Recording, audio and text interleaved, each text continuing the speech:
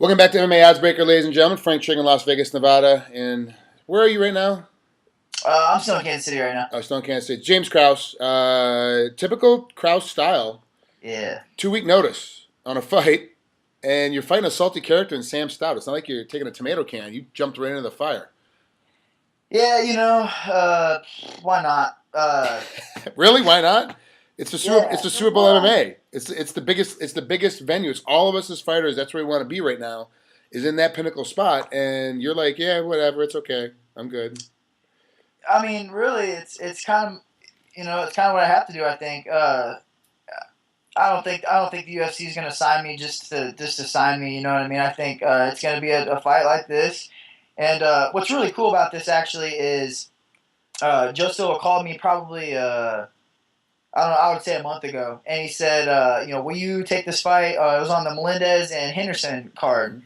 And I was like, man, I want to. It was against Norman Park. Mm. And I said, I wanted to. It was 28 pounds in 6 days. I've done that before. I fought like crap. I was like, you know what? I'm just going to pass. But if you call me back, I'm going to be ready. I went straight into a fight camp, and I said if it was 6 days, 6 weeks, 6 months, or 6 years, I was going to just keep in a camp until they called me. And I wasn't going to take any other fights. And, I was just ready. So here we are a month later. I've been in a fight camp, and 6 weeks will be, and at fight time, 6 weeks will be my fight camp, and I'm in great shape. My weight's good. I'm ready to roll, man. Speaking of weight, you said it's good. What's good mean? Where are you at? This morning I left the gym at 167. Oh, okay. So you are good. All right. Yeah. Because James Krause good is not the rest of the world good. Like you No. walk in like, yeah, dude, I'm at 173. I'm fine. Like, no, dude. Like you're not fine. Like you're 2 weeks away Yeah. from you're a week away from making weight. Like there's no way that's fine. But you're good. Yeah. You're good, man. All right. Stout was practicing for a 5'9" guy that doesn't use his length very well. All of a sudden, he's got a 6'2" guy that knows how to use his long-reaching jab.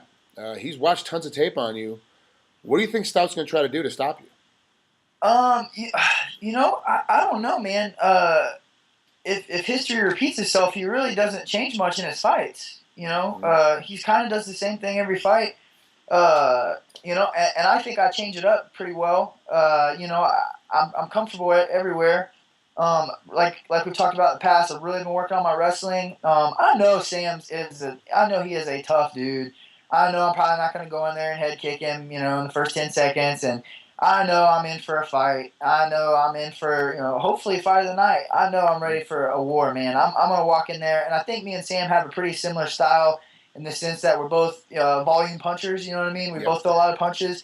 And this definitely isn't a knock on Sam, but neither one of us really have crazy knockout power. You know what I mean? We're not knocking very many people out with the hands. But both of us have knockouts. So, I'm going in for a war. I'm coming forward, and man, I can't wait. I'm so excited. I think it's a great matchup, really, and I just think it's impossible for this fight to be boring.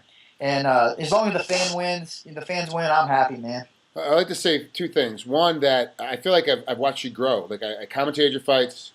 I've interviewed you. This is our fifth interview, I think, together now. And Yeah, now you're in the UFC, and you go from legitimately in the minor leagues, like let's be honest, the bottom of the minor leagues, to all of a sudden now sure. you're in the big league, and you took that risk. Like Joe Silva tells everybody that's on roster, be ready be within 4 weeks of a fight because you legitimately are going to get a phone call, and you did that. You got the phone call. Now you're ready to go. The Yeah, second thing is that whenever I interview you and I ask you about your opponent, your voice goes up about an octave and a half. Do you realize yeah. that? Every single time you get real high pitched whenever you're talking about your opponent. It's is that a worry mechanism? Is it a confidence mechanism? Like what is it? Because I've even seen you in post fight interview because I've done them with you Yeah. where you're like, hey, look at the big screen, take us through this finish, and you're like, bang, your voice goes up an octave and a half.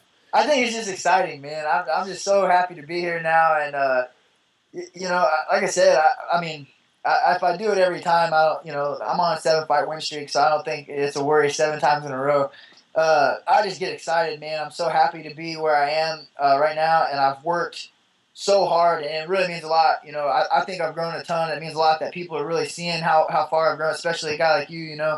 Uh, so it's really cool for people to notice my growth because I've been working really hard to get better and really take this next step. And I think I'm there, man. I really do. So I get excited talking about it because I worked so hard to get here, and I just, man, I can't be any happier right now. Did you do your entire training camp right there in Kansas City, or did you float around a little bit?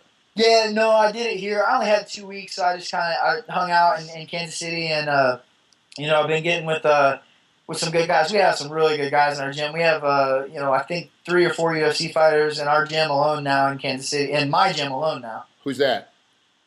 Me, Tim Elliott, Zach Cummings, and then probably one more that you'll hear about here soon. Oh, he just signed. Yeah, kind of, yeah. Okay, yeah, good. You can say it. No one watches this. No one knows. It's fine. No one will pay attention to it.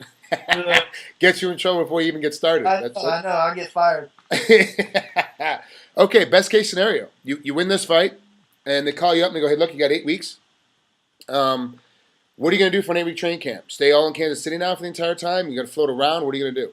I'll probably go back to Rufus Sport, man. Those guys are really cool out there. They always welcome me. I love their style. They're into that, really creative striking style. It's almost where like there's no wrong answers. If you're gonna do this, you have to do this with it, and that's what I'm all about, man. I made a lot of mistakes. Mistakes that coaches early on told me that I was doing wrong, and I still do them. Like switching my feet a lot, and I think it's a big part of my success as of late is being able to constantly switch stances and keep people, guessing all of the time. So it's worked out to be an advantage. And Rufus Duke really embraces stuff like that. And I just like their style, man. They're hard workers, really creative, and good game planners too. Let's not forget with Askren, both Pettis brothers, and one of those three guys is always getting ready for a fight. Sergio Pettis is getting ready to fight in RFA, I believe, coming up here in a couple of weeks. So. I mean, it's obviously a great place to be. And it's too bad you couldn't make it over there for this training camp because it was so short notice. But yeah, that's actually a really good spot up there. I'm getting more and more impressed with them as I see those guys fight. Coming out of Sam Stout, do you think this is going to be both of you are training already, both of you are in shape. Like you said, neither one of you have that one-punch knockout power, but you do know how to knock guys out. Do you think this is going to be one of those, if you had to analyze it from my side of the table, do you think it's going to be a 3-round war or do you think it's going to go home early? I think 3 rounds, for sure, I think. Fight of the night? What's that? Fight of the night? I do. 100%. Yeah. On your card, I'm looking at it. The only way you guys get overshadowed is by the Evans-Dan Henderson fight. Both those guys will bring it. They'll get really, really, Dan will get beat up a little bit. Evans will come back. Like, he's real athletic. That's the only way I think that you guys can get beat for Fight of the night. Really, is because those two guys are just two bigger names. Yeah, I think me and Sam are going to go out and put a lot of punches on the table, man. And I think, man, I've dreamed this so many times in my head. I wish I could project this to you, man. I just think, I just don't see any other way around it. If it goes the distance, I think we're a shoo-in for Fight of the night, man. I think me and Sam are going to bring it to each other. I'm hungry, man. I'm so hungry, Frank, man. I can't tell you how much I want this, bro. And I know he's had a lot of fights in there, and he's a veteran, and he's got to know I'm coming for him. If he doesn't, he's not a very smart guy. But I think he knows. I think he knows, that I'm ready for this and I'm hungry. This definitely isn't a thing I'm doing. 2 weeks I'm actually.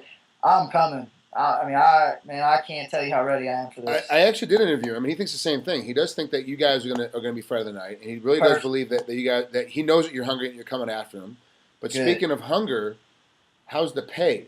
Did they actually? Because I knew you were making in the minor leagues. Did they up your number coming into the UFC, or are you still in that same rate but getting better sponsors?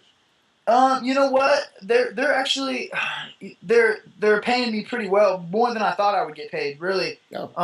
And I'm doing well on sponsors. And they're putting me on the FX card, and I know it's not because of me. They're doing it for Sam, and I'm okay with that, man. I can't. I would have done it for free. If they would have asked me, said, me, man. I'm all about the sport, man. I love this game, and I love the opportunity. I would have taken this fight for free, and I mean that 100%. But no, they're taking care of me, man, and just opens up so many more doors for me. I think so many more opportunities when you're in the UFC. Just stupid things. People are they want to pay me to come watch the fights at their bar or whatever. Just little dumb things that I would never even think of, and it just opens so many doors for me. I'm so happy to be here, man. All right, last thing before I let you out of here, besides your fight and the Henderson Evans fight, what's the other fight on the card that if you could be a fan in the seats, that you would want to see? Well, it was Shogun Little Nog, and then it was Shogun Chael, and now that that's gone, Uh, you know, I gotta say, I gotta go with the other Missouri guy on the card, Woodley, man. I gotta, I gotta support him, and I gotta stick by my Missouri guys, and hopefully he does well. I can't wait. I actually get to interview Tyron either late tonight or first thing in the morning. He's traveling back, so I'm really excited about interviewing him because I've always been a big fan of his when he was wrestling at Missouri University, and now that I got to kind of hang out with him a little bit, he came out to Vegas and trained for a couple weeks. It's what a good dude, like what a really good Yeah, he's dude. such an So awesome dude. He even took the time out to, on one of my Facebook posts, took the time out to congratulate me, and that's what's really cool, man. A lot of these guys that I didn't even know who the hell, I had no idea that they knew who the hell I was. Taking the time out to congratulate me with, and he's one of them. So to me, that is just awesome. I had no idea that Tyron even knew I existed. So that's pretty cool. you wait, you're gonna see how many more fans you actually have once they see you on a big stage. And this is one, and I said one more question before I let you out of here, but this is what I asked Sam Stout too. Both you guys are really nice guys. And in the ring, outside the ring, it's the same thing you get. You don't have like that switch where you're like, Yeah. violent and vicious in the cage, and then all of a sudden you step outside and you're like this opposite nice guy. The guy I'm getting right now in this interview is the same guy that's going to fight Sam Stout. You're going to finish Yeah. him. You're looking to finish. You're looking to hurt him. You're looking to get out of there unscathed, but you're still a nice guy. It seems like now the trend in the UFC is everyone that's playing a heel, the pro wrestling heel, the bad guy, are getting all the great fights. They're getting all the great endorsements. Everyone kind of likes that heel guy, unless you're a GSP, a Jose Aldo, Yeah. a John Jones who are winning anyway. But everybody else is kind of getting the heel guy. You're never going to be a heel. It's just not your style. Do you think, even though you're not going to change your way, do you think that's kind of hurting you right now with some of your pay and some of the fights and not getting into UFC sooner? Maybe. And my thing is I really don't care. One of the things that I think is attributed to my recent success is my mental game and really focused on becoming a better person, and not just a better person, but a mentally stronger person. And I've made leaps and bounds in that area, and I think I've matured a lot over the past year or two. So, whether what they want or not, I'm not going to sell out, man. And that's cool that you said that about Sam, because I really don't know Sam outside of watching him on TV and stuff. So that's awesome to hear that he's a really cool guy. But I'm okay with getting paid a little bit less and getting the less fights, I guess, and sticking to my guns and being me. You know what I mean? I'm Yeah. not. Don't get me wrong. I love Chael Sonnen and I love what he does, but you're never gonna see me do that stuff. You know what I mean? That's just it's not my style. It would be robotic. Like, oh, I'm gonna beat him up real bad. It just would sound idiotic for me to say it.